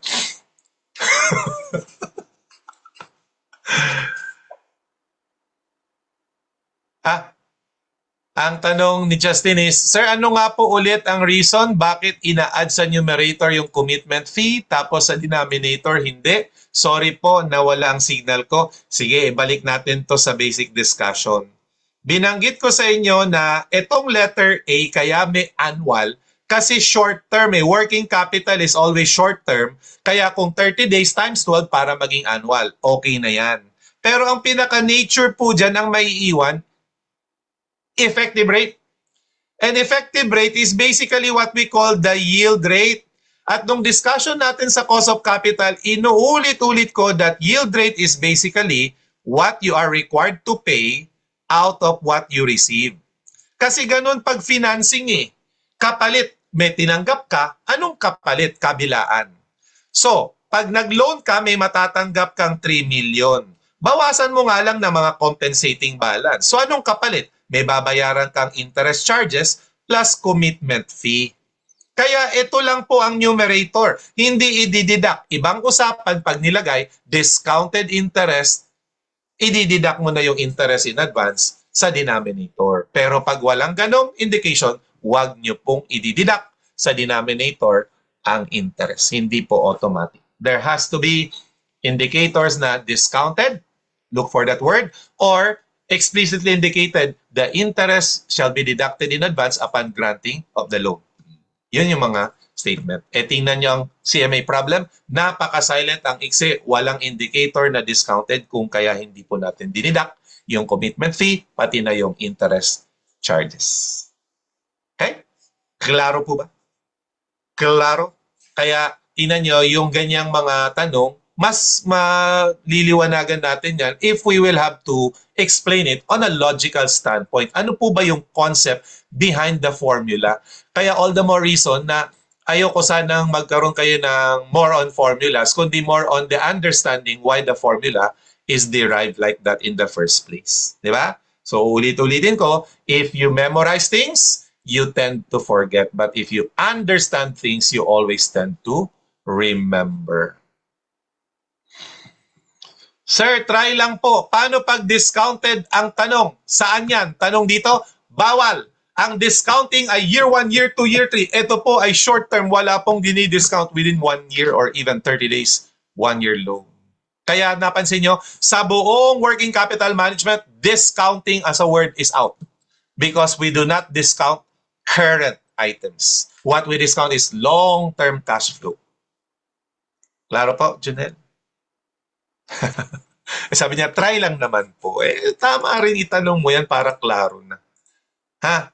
Ngayon, kung meron man tayong hindi ma-address na mga katanungan ng dahil sa in the interest of time, magbibigay daan tayo sa farap, hindi pa naman itong huling pagkakataon pwede kayong magtanong. Di ba meron pa naman tayong FB group? Lalo na kayong mga face-to-face, pwede nang mag-join sa FB group. You can ask questions even up to the earliest question. I mean, gusto niyo simulan sa MS-A Management Accounting versus Financial Management? Pwede po.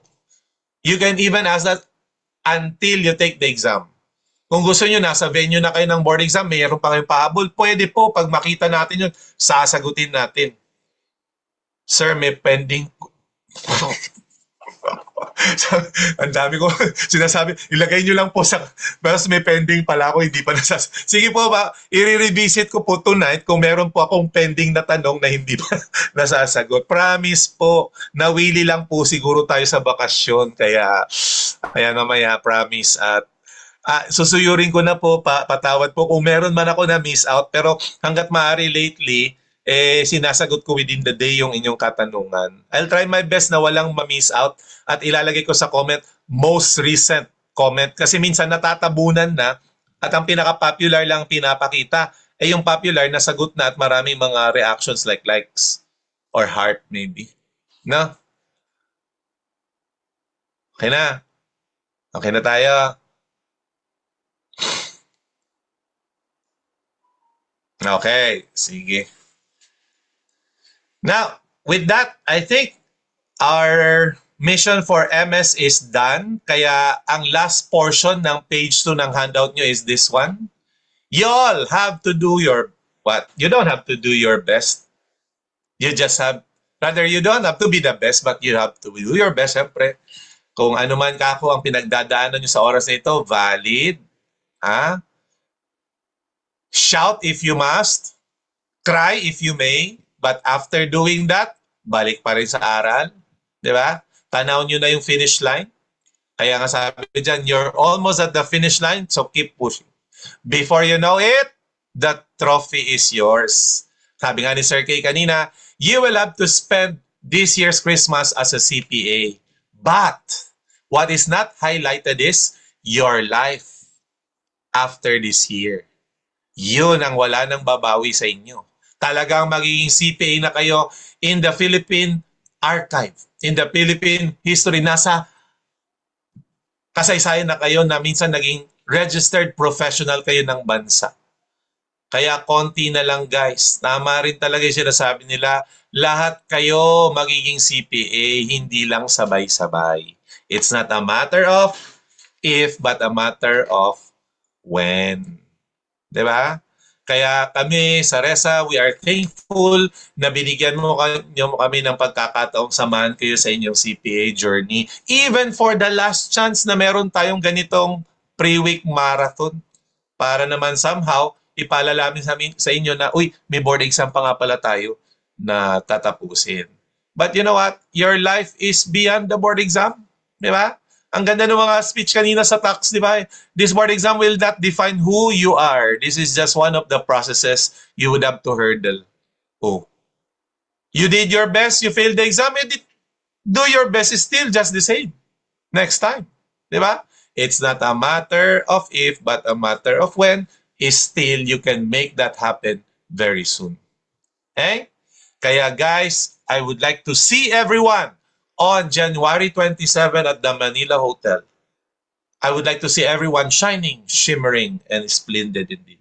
Kasi normally, yung mga lalo na yung mga nag-face-to-face, we could hardly recognize during testimonial dinner. Kasi total makeover. And you deserve it. It's your night. It's your time to shine. It's not our night. It's a testimony of passers, not reviewers. We are just there to celebrate with you, kaya minarapat nating ilagay din sa magandang location. Diba? Manila Hotel. Para naman i-celebrate natin the product of your hard work. Diba? Kaya, guys, ano man ang estado ng inyong pagre-review, diba? Is still the extra mile is just between your ears. It's here. Diba? Today is November 30. The board exam is on December 6. Sir, 6 days na lang. Ano sabi ko sa inyo? 6 days pa yan. Ang dami pa kayo pwedeng magawa within 6 days. Just keep pushing. And before you know it, the trophy is yours. So guys, for all that has transpired from day 1 until today, maraming salamat po on behalf of Team MS. Ayan po yung aming mga photograph dahil hindi nga sila makaka-join ngayon due to conflict of classes and religious beliefs. Ha? Ayan na po. Pinakita na lang natin ang kanilang picture. Ang totoo po niyan, pinapakita ko lang sa inyo ang evolution of mankind. From stage 1 to the final stage. Oh, ayan na, may utang ka sa akin. Ikaw yung final stage. Di ba? Ang patron saint ng mga Thank you. Of course, we thank you. Oh, thank you, welcome, but we thank you back. Kasi pag wala kayo, wala ring RESA. Tulad niyan, nagsimula ng batch 49, nakakausap na namin yung ilan. Salamat sa inyong endorsement. Diba? Yes, kayo daw po ang nagpa-enroll sa kanila. Oo. Ibig sabihin, pinagtsatsagaan nyo ang mga pagmumukhang ito at gusto nyo rin magtsaga sa amin ang mga kaibigan nyo. Salamat po. Well appreciated. And sana naman, sa mga pagkakataong magkita tayo sa labas, hindi po mababawasan ang inyong pagkatao kung kakalabitan. Sir Aljon, estudyante na po ako sa RESA. Oh, dahil nagkita tayo sa Sir Aljon, magkape, sagot ko po ang inyong milk tea. Kung kayo pa hindi pa kumakain, sagot ko na po ang inyong buffet. Oo, ganyan. Hindi po kami magre-reklamo. Oo, promise. Opo, magkita-kita sa CCF. Very good this Sunday. alam nyo, for the information of those who are not actually attending CCF, panghapon po ako Tagalog service, 3 p.m. Napakahirap po ng parking. Kaya ang ginagawa ko, dinadrop off ko po yung mga family members. Then ako po yung magpapark. Ang tagal ng parking kakahanap. Kaya I don't know bakit nyo na lamang taga-CCF ako. Eh di nauna na yung mga kasama ko. Tinatanong ko, nasaan kayo nakahanap ng upuan? Sa section na to, sa second, hahanapin ko ngayon. Siyempre, agaw eksena ka, nakikinig na ang lahat, naghahanap ka ng silya ng kasama mo. Madidisrupt ka kasi paikot-ikot ako dun sa loob. Eh, kahanap lang ng kasama ko ay nahihiya rin ako sa sarili ko. Pero patawad po, napaka-challenging po talaga kasi ng parking dyan sa ating church. So, Morning ka ba? Nosebleed. Oh, at least si Pastor Pete yan. Oh. Sir, okay lang. Okay lang po sa akin, sir, mag-buffet basta sagot niyo. Eh, di sige. Noted. Clarence, ikaw, humabol ka pa, Clarence. Kapitan, sir, Aldon, sagot niyo pa po. Sagot niyo na po. Sige na. Sige na, mag-i-invest muna ako sa inyo ngayon. Pero sa oras maging CPA kayo at makita ko ang payroll niyo, ha? Oo. Hindi po pwedeng kape lang at buffet, ha? Dapat yung mga Euro package tour. Mag Oo, payback period na yan, oh.